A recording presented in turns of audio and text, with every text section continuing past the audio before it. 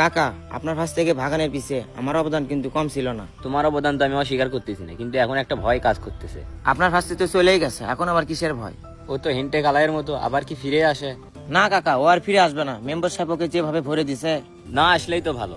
কাকা, আপনি কিন্তু কথা দিছিলেন আপনার কাছে যাওয়ার পরে গরু খাওয়াবেন। আরে গরু খাবি, টেনশন নাই। আমার ভাইস্তে তো আজকেই গেল, 2-1 দিন সময় দে। কাকা আমি তাহলে গ্রামবাসীকে দাওয়াত দেই। আমার ভাইস থেকে যে গ্রাম থেকে তাড়িয়ে দিলাম, আমার পক্ষে কে গেছিল? গ্রামের এনি ম্যান আপনার পক্ষে ছিল, শুধুমাত্র জিল্লুর পরিবার পক্ষে ছিল না। ভাই তাহলে কি জিল্লুর পরিবারকে দাওয়াত দেবো না? দাওয়াত না দিয়ে নিজের গায়ে দুর্নাম কেন নেব? সবাইকে দাওয়াত দিবি। আর আমি জানি দাওয়াত দিলে ওই জিল্লুর পরিবার আসবে না, তাও দাওয়াত দিবি। ভাই, ওই যে জিল্লুলাতে আসতেছে। এদিকে শোন তো। কি হয়েছে বলেন? আগামী মঙ্গলবার গরু জবাই দেবো, তোদের বাসার সকলের দাওয়াত। আমাদের গরুর মাংস কেনার টাকা আছে, আপনার অবৈধ টাকাতে গরুর মাংস খাওয়ার কোনো ইচ্ছা নেই। 30 পাড়ার হাফেজ।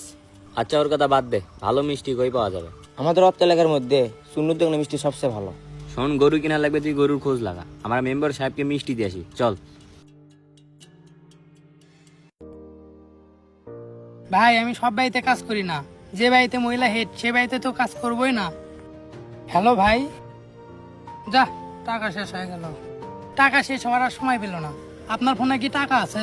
না ভাই, আমার কাছে ফোনই নেই। এখন কেমনে যোগাযোগ করি বলেন তো ভাই? আপনার কাজ আমি করে দিব, টাকা দিতে হবে 50,000। 50,000 টাকা কিন্তু বেশি না। জায়গা দখল করা কিন্তু অত সহজ না, সব দায়ভার কিন্তু আমার উপরেই আসবে। ভাই একটু পরে কথা বলতেছি। করিম ভাই, যে কি অবস্থা? মেম্বার, একটা তো খুশির সংবাদ আছে। কি সংবাদ করিম ভাই?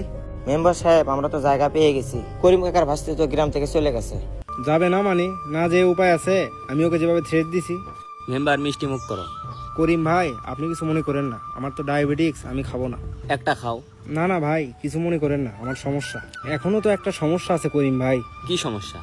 আপনার ভাস্তে যে চালাক, যদি কোনো উকিল ধরে তাহলে তো জায়গা দিয়ে দিতে হবে। তাহলে করণীয় কি? করিম ভাই, আমি একটা জাল কাগজ তৈরি করতেছি, ওখানে সই দিয়ে রাখেন, পরবর্তীতে কোনো সমস্যা হবে না। মেম্বার, আমি তো এত কিছু বুঝি না, যা ভালো হয় তুমি করো। আচ্ছা, আমি তাহলে কাগজ রেডি করতেছি। ভাই আপনি এখনো এখানে দাঁড়িয়ে, এখনো যাননি? ভাই এখানকার আবহাওয়া ভালো দেখে দাঁড়িয়ে আছি। না, আপনি এখানে রোদের ভিতর দাঁড়িয়ে আছেন, কোনো একটা কারণ আছে। না ভাই, কোনো কারণ নাই, এমনি দাঁড়িয়ে আছি। আমি আপনার ভাইয়ের মতন, আমাকে বলতে পারেন। আমার কথা আবার আপনি শুনবেন?